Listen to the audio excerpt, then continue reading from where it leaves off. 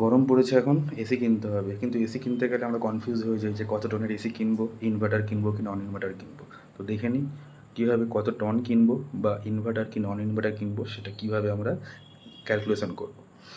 AC কিনতে গেলে যে রুমের জন্য আমরা এসি কিনছি সেই রুমের সাইজটা কত সেটাকে আমরা প্রথমে জেনে নেব।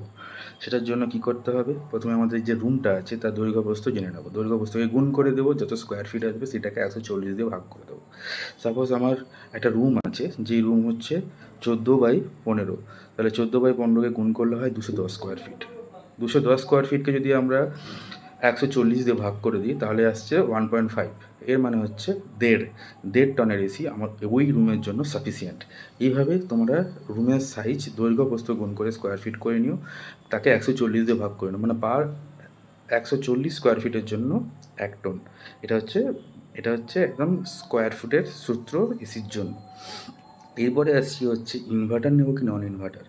যাদের এসি কন্টিনিউয়াস চলে, বাড়িতে কন্টিনিউ চলবে, তারা ইনভার্টারের দিকে যাও, কারণ লং টার্মের জন্য কারেন্ট কনজামশান অনেক কম হবে, কারণ বারবার কম্প্রেসার অন অফ হবে না। এতে কি হয়, বারবার না অন অফ হলে যে এক্সট্রা ইলেকট্রিসিটি স্টার্টিং টর্ক যেটা লাগতো কম্প্রেসারকে চালু করার জন্য সেটা কিন্তু আর নিচ্ছে না। আর নন ইনভার্টার এসি তারাই নিও যারা দিনে 2-3 ঘন্টা 4 ঘন্টার জন্য এসি চালাচ্ছ তাদের জন্য, কারণ নন ইনভার্টার এসি কিনতে গেলে একটু খরচা কমও লাগে। সেক্ষেত্রে তোমরা ওই জিনিসটাকে ব্যালেন্স হয়ে যায়, কিনতে গিয়ে কম টাকা ইলেকট্রিসিটি বিল একটু বেশি কম এই ব্যালেন্স হয়ে যায়। কিন্তু যারা লং টার্মে অনেক দিনের জন্য চালাবেন বা অনেক টাইমের জন্য চালাবে, তারা কিন্তু সবসময় ইনভার্টার এসি দেখো। ঠিক আছে, তাহলে টনেজ ক্যালকুলেশনের হিসাব হচ্ছে যে যত স্কোয়ার ফিট আসবে দৈর্ঘ্য ইন্টু প্রস্থ, সেইটাকে 140 দিয়ে ভাগ করে দেবে, তাহলে তোমার চলে আসবে কত টনের এসি।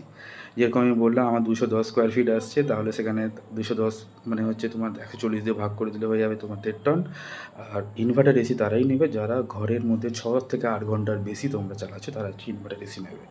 তাহলে আজকের জন্য এইটুকুই, পরের ভিডিওতে আবার দেখা হবে।